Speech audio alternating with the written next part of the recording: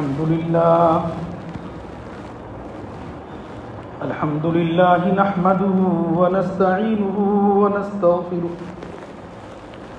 ونؤمن به ونتوكل عليه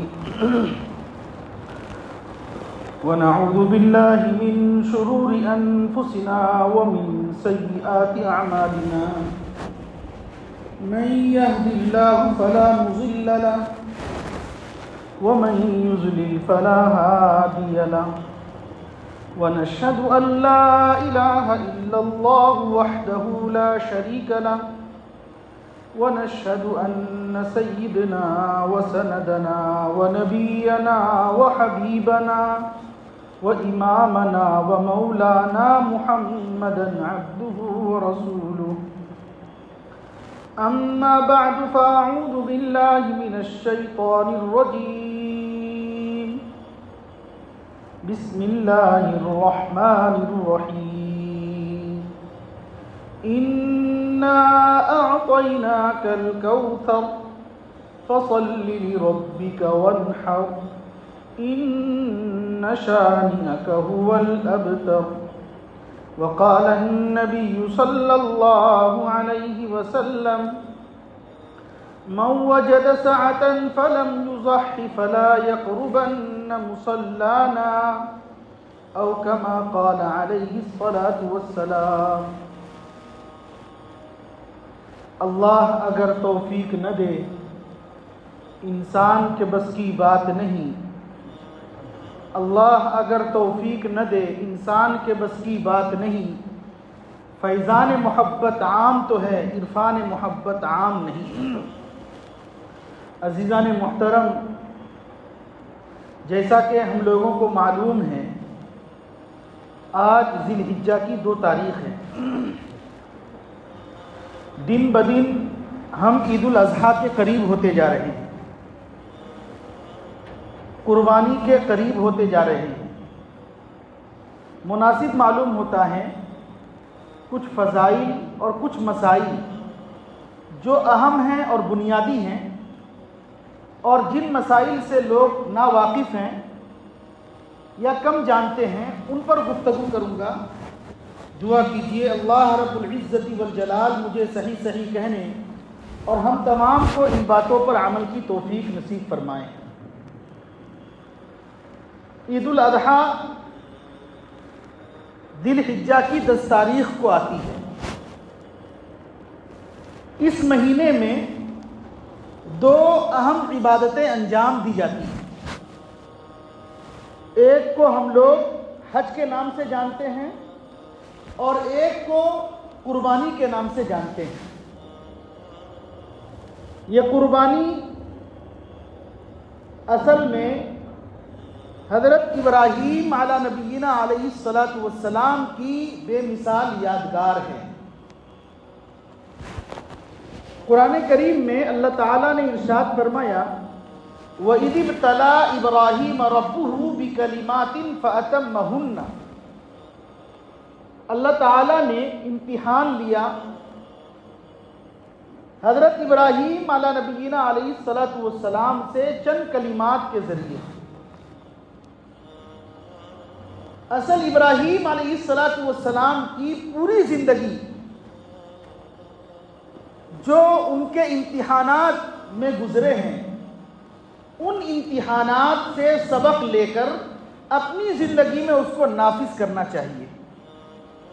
کل 30 امتحانات ہیں، وقت رہا تو میں آپ کے سامنے ذکر کروں گا، ورنہ 4 بڑے امتحان کو ذکر کرتا ہوں۔ حضرت ابراہیم علی نبینا علیہ الصلاۃ والسلام جس گھر میں پیدا ہوئے ان کے والد بت ساز تھے، بت گر تھے، بت بنایا کرتے تھے۔ حضرت ابراہیم علی نبینا علیہ الصلاۃ والسلام نے توحید کی دعوت کو ان کے سامنے رکھا۔ یہ پتھر کا بنایا ہوا یہ معبود نہیں ہو سکتا، معبود اور خالق اور مالک اللہ ہے، جس نے مجھے بھی پیدا کیا، آپ کو بھی پیدا کیا، اور دنیا کی تمام مخلوق کا پیدا کرنے والا وہ پالنہار ہے، وہ رب العالمین ہے۔ لہذا اے میرے والد، آپ ان تمام چیزوں سے باز آ جائیے. آپ مورتیوں کو مت بنائیے اور اپنے ہاتھ سے مورتی بنا کر اس کو مت پوجیے. بار بار دعوت دینے کے بعد حضرت ابراہیم علی نبینا علیہ الصلوۃ والسلام کے والد کو غصہ آ جاتا ہے اور کہتے ہیں تم یہاں سے چھوڑ کر چلے جاؤ، اور اگر اب تم نے کچھ کہا وَاہْجُرْنِی مَلِيًّا لَأَرْجُمَنَّکَ، میں تمہیں مار مار کر سنسار کر دوں گا، تم مجھ سے الگ ہو جاؤ. یہ وہ پہلا امتحان تھا. حضرت ابراہیم علی نبینا علیہ الصلوۃ والسلام نے ڈنکے کی چوٹ میں اور اللہ کے لیے، اللہ کی وحدانیت کے لیے انہوں نے پہلا پیغام رکھا. پھر اس کے بعد یہ پہلا امتحان تھا. دوسرا امتحان شروع ہوتا ہے. آپ کو حکم دیا گیا عراق چھوڑ کر کے مکہ مکرمہ جانا ہے. پہلے آپ عراق میں تھے، عراق سے فلسطین آئے، فلسطین سے پھر آپ مکۃ المکرمہ آئے. انسان کا ذہن حیران و پریشان رہ جاتا ہے. ہزاروں ہزارہ میل پیدل چل کر کے صرف اللہ کے لیے کہ اللہ کا حکم تھا. حضرت جبرائیل علیہ الصلوۃ والسلام نے آ کر بتلایا تھا اللہ کا حکم ہے آپ عراق چھوڑ کر کے مکۃ المکرمہ آپ کو جانا ہے. چنانچہ جب آپ عراق سے، آپ گوگل میپ پہ دیکھیے عراق سے مکۃ المکرمہ کا کتنا کلومیٹر ہوتا ہے. حضرت ابراہیم علیہ الصلوۃ والسلام نے اللہ کے لیے اور اللہ کی محبت میں سب کچھ کو چھوڑ دیا اور یہ سمجھا کہ اللہ کا حکم ہے اس لیے مجھے جانا ہے. چنانچہ راستے میں بادشاہ سے ملاقات ہوتی ہے اور اس ملاقات کے درمیان حضرت ابراہیم علیہ الصلوۃ والسلام سے کہا جاتا ہے کہ دیکھو خدا میں ہوں، لہذا تم میرے سامنے کسی اور کی وحدانیت بیان مت کرو. بتلاؤ تمہارا خدا کون ہے؟ حضرت ابراہیم علیہ السلام نے فرمایا میرا رب، میرا خدا وہ ہے جو مارتا بھی ہے، زندہ بھی کرتا ہے. ہوا یحیی و یمیت، وہی ذات ہے جو مارتا بھی ہے، جلاتا بھی ہے، موت و حیات کا وہ مالک ہے. نمرود نے یہ کہا کہ یہ کام تو میں بھی کر سکتا ہوں. چنانچہ ان کے جیل خانے میں، قید خانے میں دو لوگوں کو بلایا گیا جن کو کل چھٹی ملنے والی تھی ان کو بھی بلایا گیا اور جن کو کل سولی پر چڑھایا جانا تھا ان کو بھی بلایا گیا. دیکھو یہ ہے، ان کو سولی دی جائے گی کل، لیکن میں اس کو چھوڑ دیتا ہوں. کل اس کو رہا کیا جائے گا، اس کو قتل کر دیتا ہوں. زندگی اور موت دینا تو میرا کام ہے، میں بھی دے سکتا ہوں. جس کو سولی پر چڑھانا تھا میں نے اس کو چھوڑ دیا اور جس کو کل رہائی ملنے والی تھی اس کو میں نے قتل کر دیا. یہ کام تو میں بھی کر سکتا ہوں. حضرت ابراہیم علیہ الصلوۃ والسلام نے سمجھا کہ یہ بیوقوف ہے، احمق ہے، اسٹوپیڈ ہے، یہ میری بات کو نہیں جان رہا ہے. چنانچہ ان کے سامنے رکھا کہ میرا رب وہ ہے. ابھی دن کا اجالا ہے، سورج آسمان پر چمک رہا ہے، بتاؤ یہ سورج کہاں سے نکلتا ہے؟ نمرود نے کہا مشرق سے نکلتا ہے اور مغرب میں ڈوبتا ہے. حضرت ابراہیم علیہ نبینا علیہ الصلوۃ والسلام نے فرمایا میرا رب وہ ہے جو مشرق سے سورج نکالتا ہے، مغرب میں ڈوبوتا ہے. اگر تو خدا ہے جیسا کہ تیرا دعویٰ ہے تو مغرب کو سورج نکال دے مغرب سے اور مشرق میں ڈبا دے.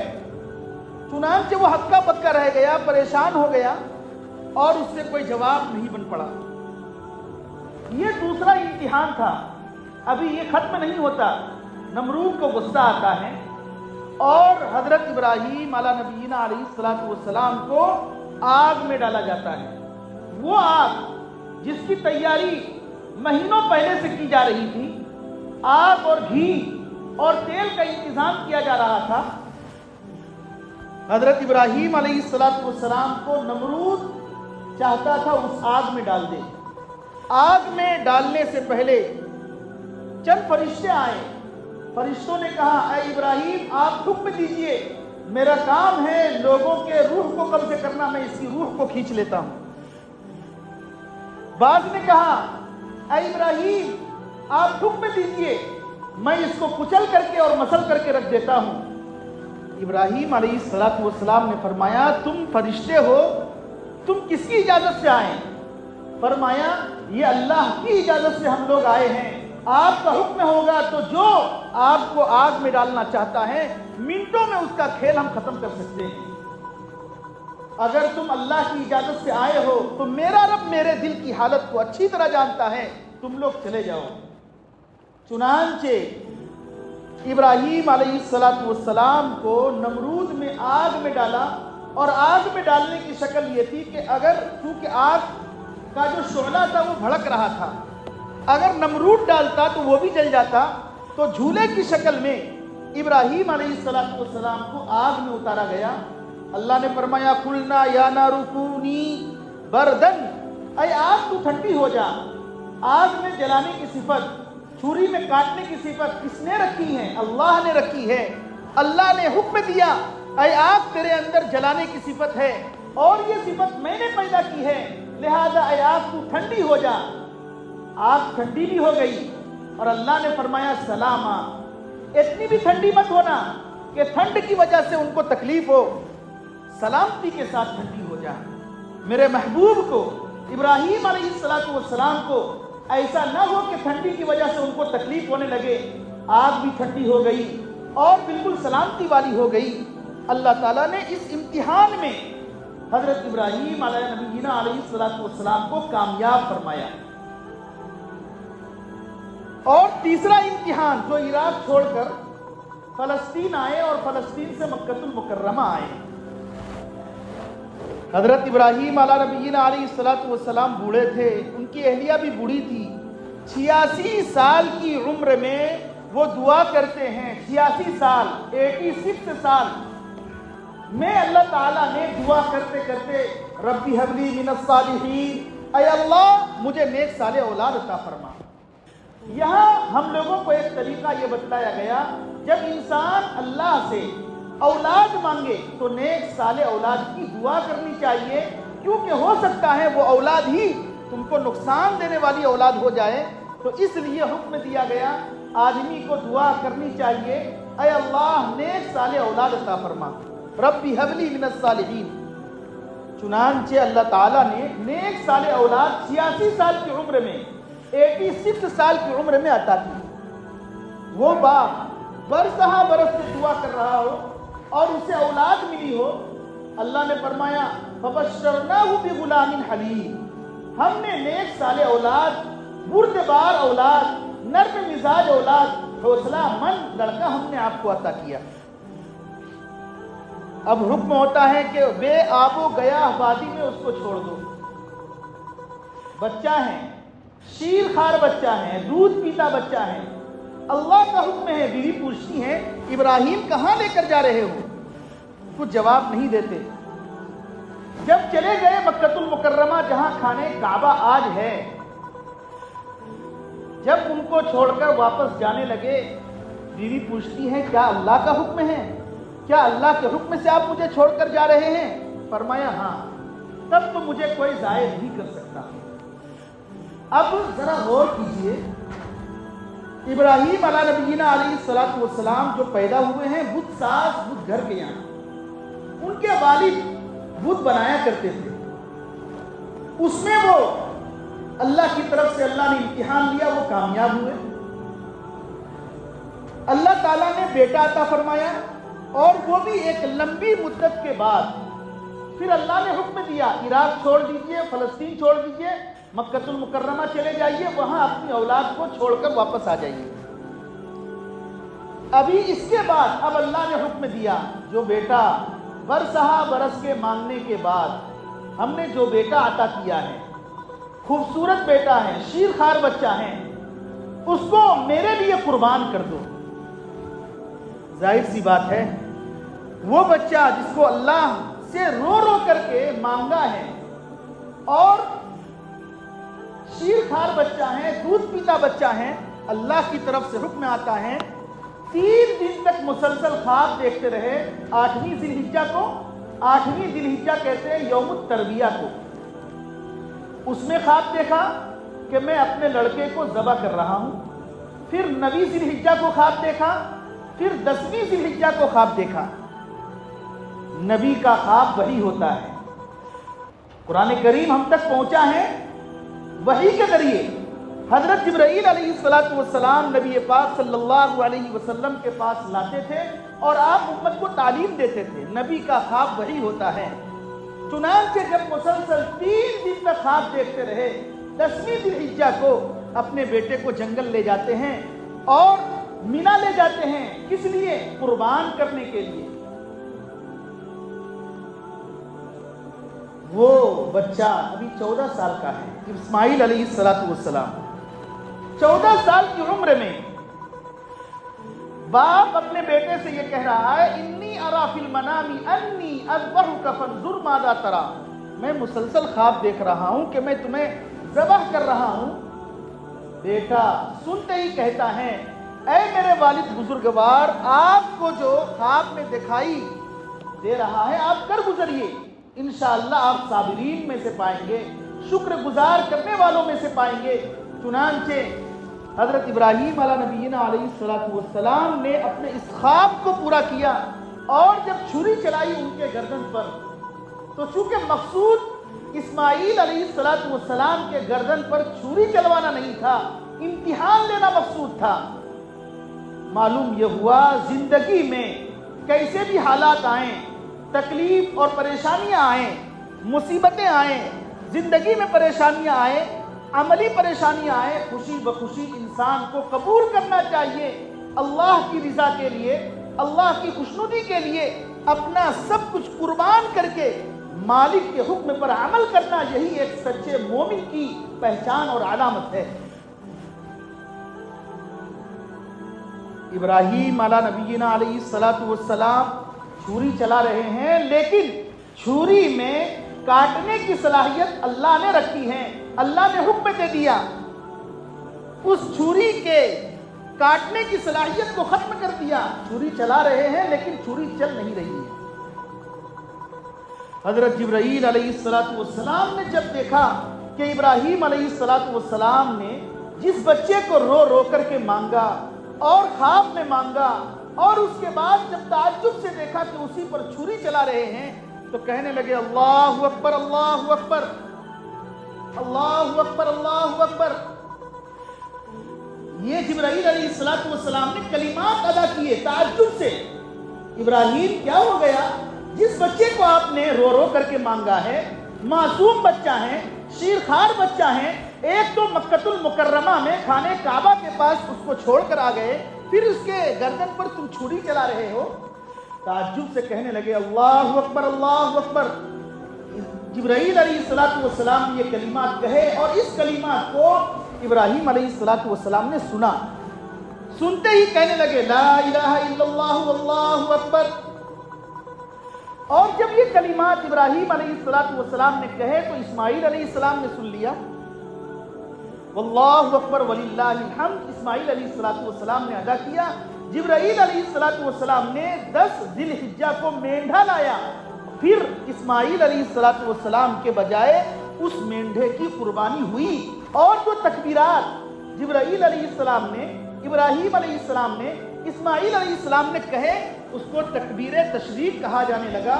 اس وقت سے لے کر آج تک بلکہ قیامت تک جتنے بھی مسلمان ہیں، مرد ہو یا عورت ہو، ہر ایک پر 9 ذی الحجہ کی فجر کی نماز کے بعد سے 13ویں ذی الحجہ کی عصر تک فرض نماز کے بعد 1 مرتبہ پڑھنا واجب ہے۔ اگر کسی کی رکعت چھوٹ گئی، مسبوق ہو گیا، تو اپنی رکعت پوری کرنے کے بعد وہ پڑھے گا، زور سے پڑھے گا۔ سنت کے بعد نہیں پڑھنا ہے اور واجب کے بعد نہیں پڑھنا ہے، فرض نماز کے بعد پڑھنا ہے۔ یہ انہی کی سنت ہے۔ میرے دوستوں یہاں کہنے کا حاصل یہ ہے، ابراہیم علیہ نبینا علیہ السلام جیسے امتحان میں کامیاب ہوتے ہیں، خوشی بخوشی انہوں نے جو نمبرات حاصل کیے اور جو پرچہ انہوں نے لکھا، اللہ تعالیٰ کو اتنی خوشی ہوئی، اللہ نے فرمایا ابراہیم مانگو، کیا مانگتے ہو؟ ابراہیم علیہ السلام نے فرمایا کہ اے اللہ، میری خواہش یہ ہے کہ آپ میری اولاد میں آخری نبی جو آپ پیدا کرنے والے ہیں پیدا کریں۔ چنانچہ آقا نامدار تاجدار مدینہ سرکار دو عالم جناب محمد رسول اللہ صلی اللہ علیہ وسلم جو آئے ہیں وہ حضرت ابراہیم علیہ نبینا علیہ السلام کی اولاد میں آئے۔ یہ حضرت ابراہیم علیہ السلام کے جو لڑکے ہیں اسماعیل علیہ السلام، ان کی ذریت میں میرے اور آپ کے آقا جناب محمد رسول اللہ صلی اللہ علیہ وسلم تشریف لائے۔ یہ سعادت کس کو حاصل ہوا؟ حضرت ابراہیم علیہ نبینا علیہ السلام کو، اور اللہ نے فرمایا قال انی جاعلک للناس اماما، اے ابراہیم ہم تم کو مقتدا بنانے والے ہیں، تمہاری اقتدا کرنے والے یہودی بھی ہوں گے، عیسائی بھی ہوں گے، امت محمدیہ بھی ہوگی، سارے کے سارے لوگوں کے لیے ہم نے آپ کو امام بنایا ہے۔ چنانچہ یہودی بھی مانتے ہیں ابراہیم علیہ السلام کے سلسلے کو، عیسائی بھی مانتے ہیں، اور ہم بھی ہمارے جو نبی پاک صلی اللہ علیہ وسلم ہیں ان کی بہت ساری شریعت حضرت ابراہیم علیہ نبینا علیہ السلام سے ملتی جلتی ہے۔ یہ دو بشارت، یہ دو خوشخبری اگر ملی ہیں تو حضرت ابراہیم علیہ نبینا علیہ السلام کو ملی ہے۔ کس بنیاد پر؟ امتحان میں کامیابی کی وجہ سے۔ کیا سبق ملتا ہے؟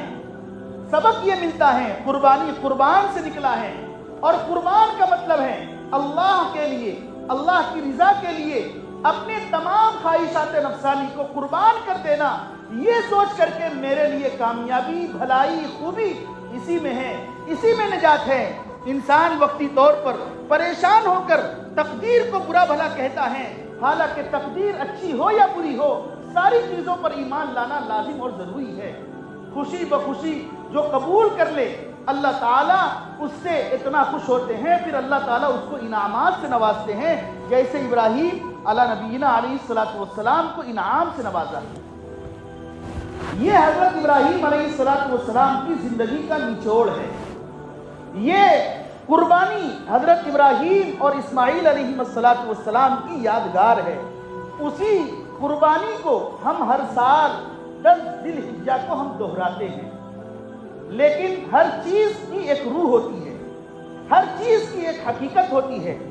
جیسے قربانی پر چھری چلانا، یہ اس کی ایک حقیقت ہے، ایک صورت ہے، اور اس کی روح ہے نیت۔ ہر عبادت کے اندر جب تک آپ نیت نہیں کرتے ہیں وہ عبادت نہیں بنتی ہے۔ آپ نماز کے لیے کھڑے ہو گئے، کوئی نیت آپ نے نہیں کی۔ عبادت کے اندر نیت کا ہونا سب سے زیادہ اہم اور ضروری ہے۔ لہذا جب ہم قربانی کریں تو سب سے پہلے اپنے دل کو ٹٹولیے کہ ہم کس کے لیے قربانی کر رہے ہیں۔ ایک آدمی یہ ہوتا ہے مجھے گوشت سے مطلب ہے، ظاہر سی بات ہے اگر یہ مقصد ہے گوشت خوری کہ مجھے ڈھیر سارا گوشت مل جائے اور میں گوشت جو ہے کھا لوں، ظاہر سی بات ہے اس کو قربانی کا ذرہ برابر ثواب نہیں مل سکتا۔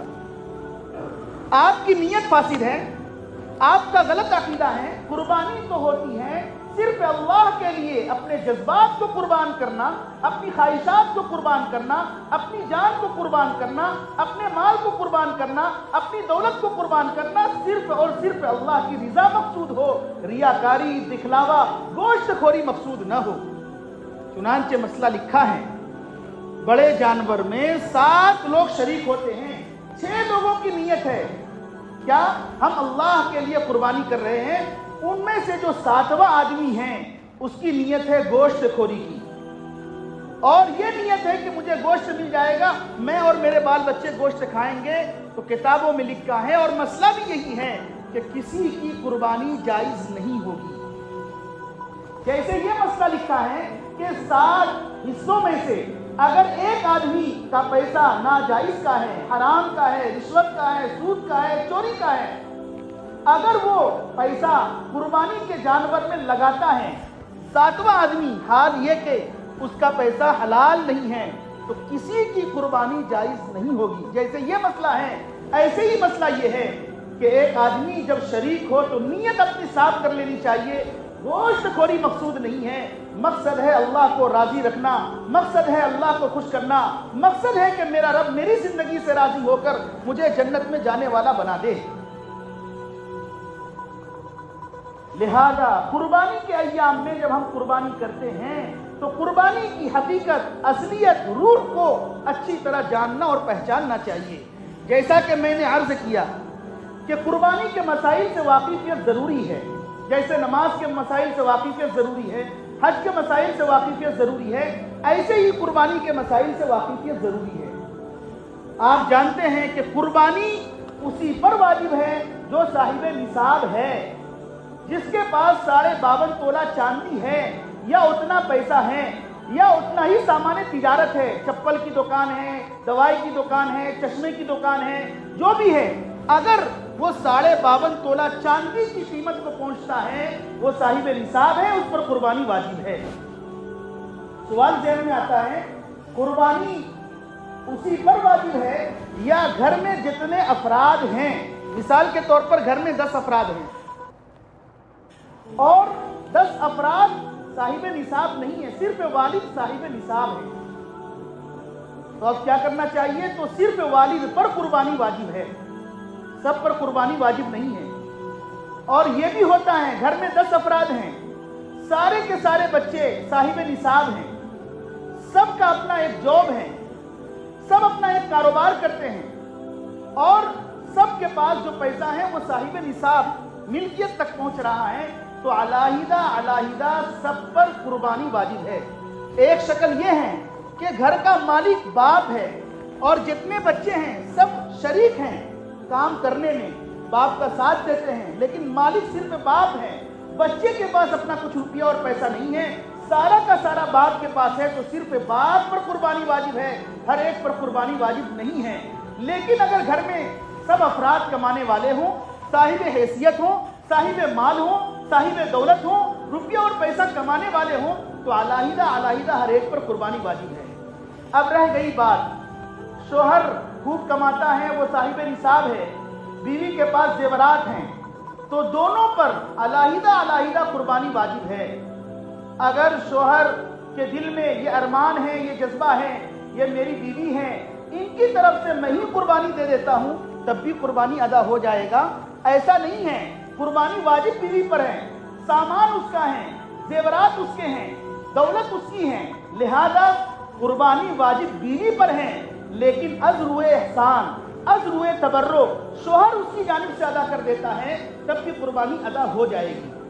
دوسری بات یہ ہے، بعض لوگ قرضوں میں قرض بہت چڑھ جاتا ہے، گھر بنایا، قرضے اس سے ہو گئے، اب وہاں پہ یہ دیکھنا ہے، آدمی دیکھیے جو چیز جس پر قربانی واجب ہے اسی کو قربانی کرنی ہے، خواہ مخواہ اس میں مبتلا نہیں ہونی چاہیے۔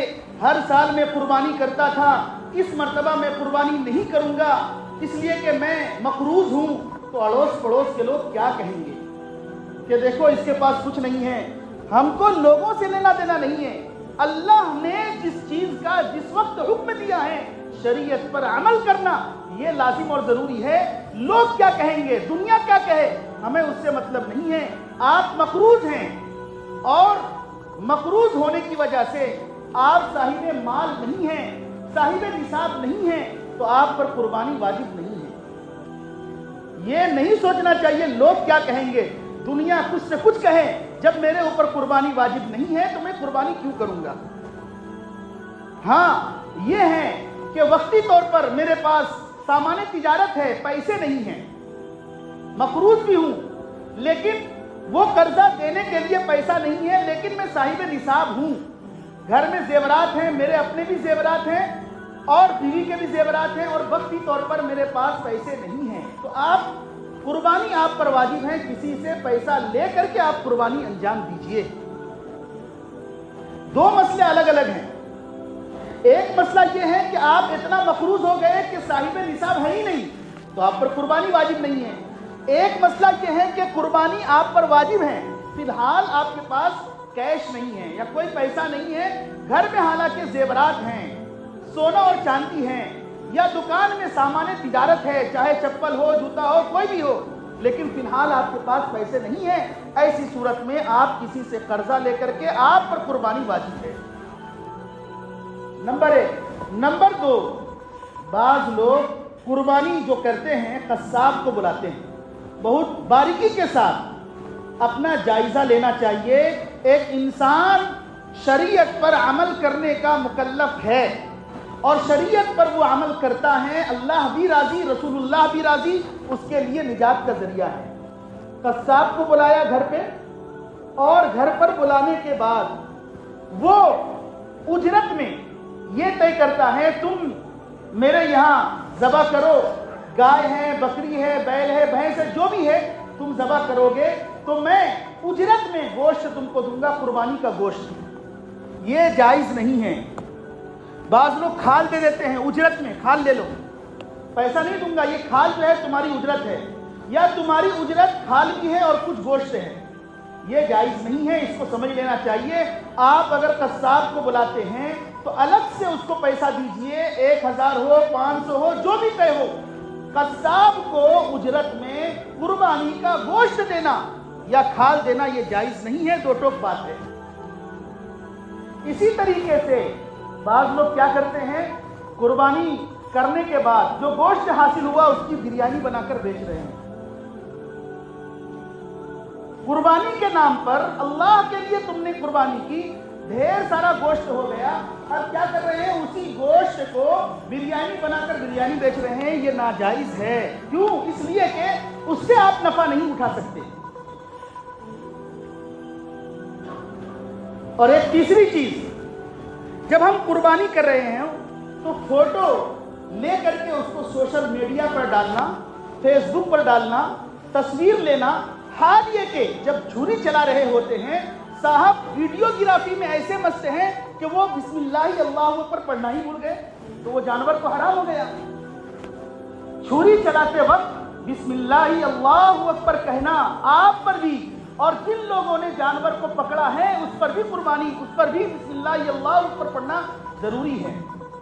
لیکن اتنے مست ہو گئے، میرا فوٹو آ رہا ہے یا نہیں آ رہا ہے، تصویر صحیح آ رہی ہے یا نہیں آ رہی ہے، اتنے مست ہو گئے، اپنے دوست کو بھیجنا ہے تھوڑا اچھا فوٹو لینا، تصویر اچھی بنانا، اور بسم اللہ پڑھائی نہیں اور ایسے ہی چھری چلا دیا، تو کیا ہوا، وہ ناجائز ہو گیا۔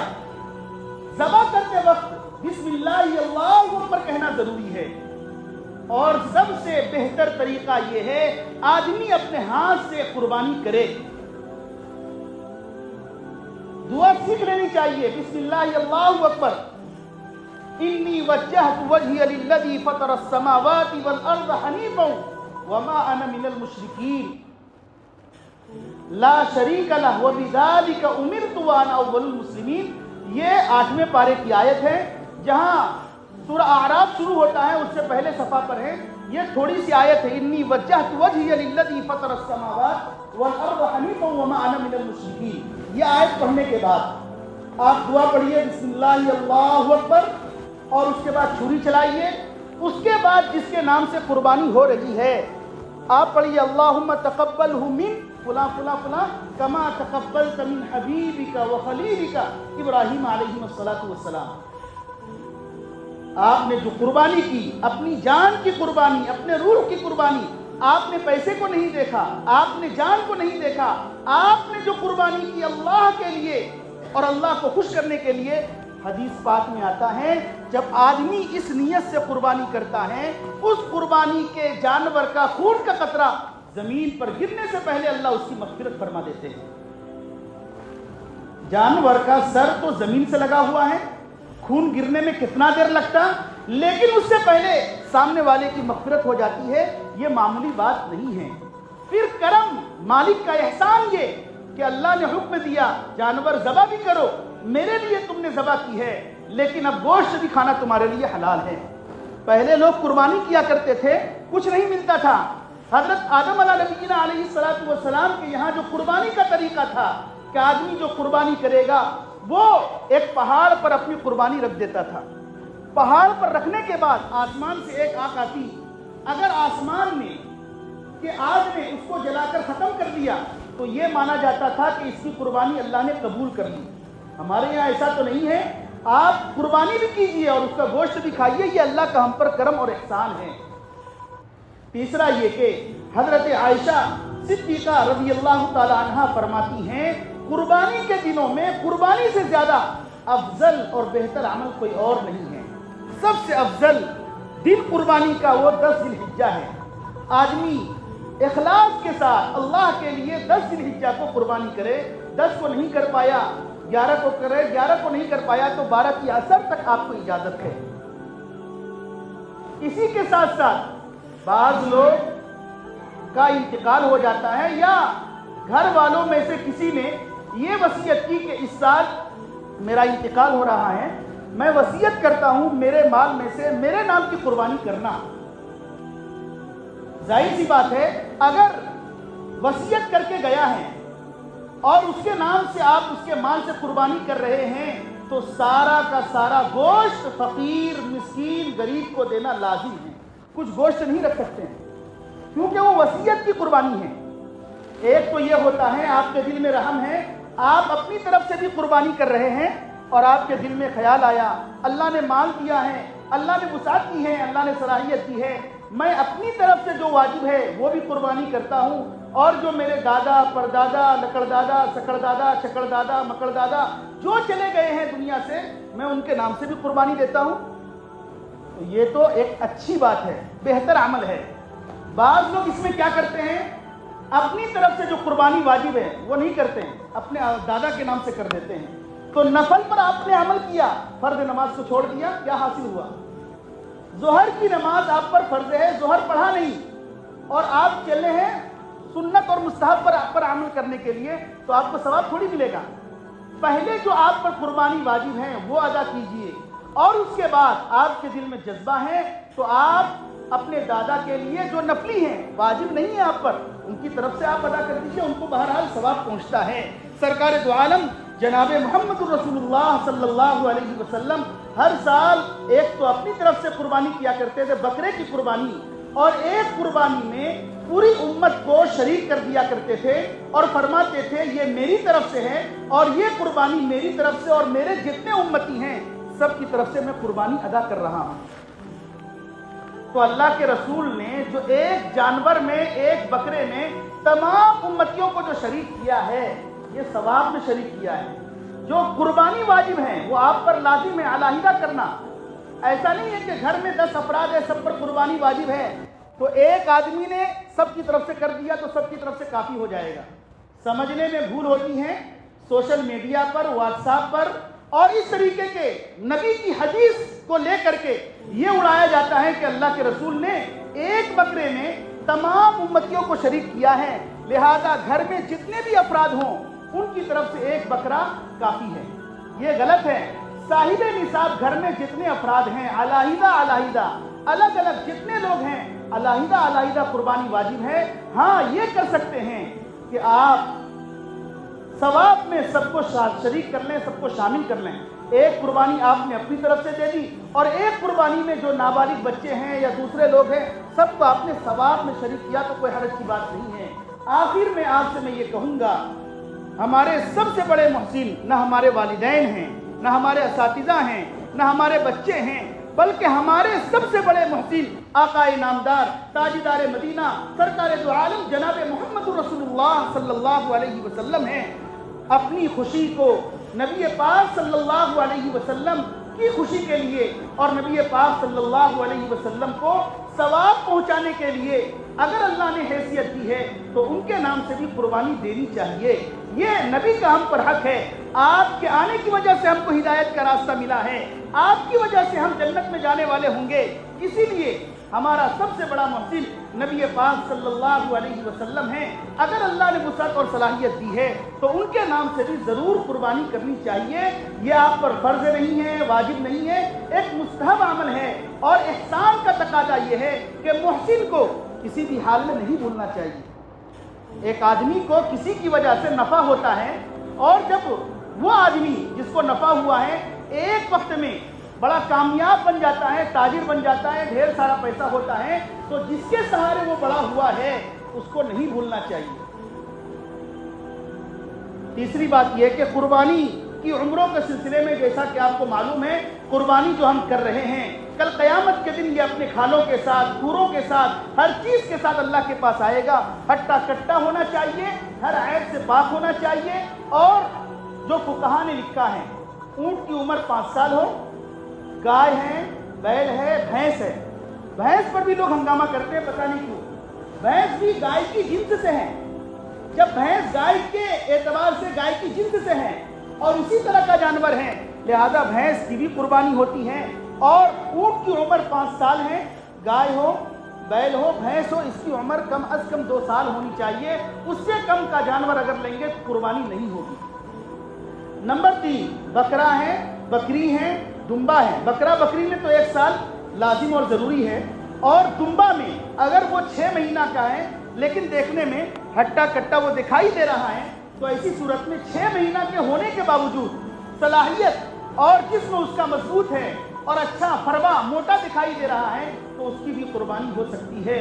آدمی جب جانور خریدنے جائے تو ان تمام چیزوں کا تجزیہ کر لینا چاہیے، صاف ستھرے طور پر عمل کرنا چاہیے۔ اللہ نے جب آپ کو مال دیا ہے، اگر صاف ستھرا اچھا اور بے عیب جانور لیں گے، اللہ آپ کی طرف سے قربانی کو قبول فرمائے گا۔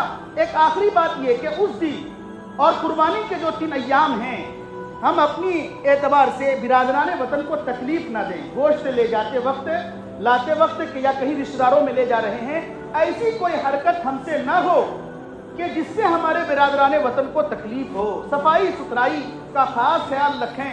ان اللہ جمیل یحب الجمال، اللہ خوبصورت ہے، خوبصورتی کو پسند کرتا ہے۔ ان اللہ طیب یحب الطیب، اللہ پاکیزہ ہے، پاکیزگی کو پسند کرتا ہے۔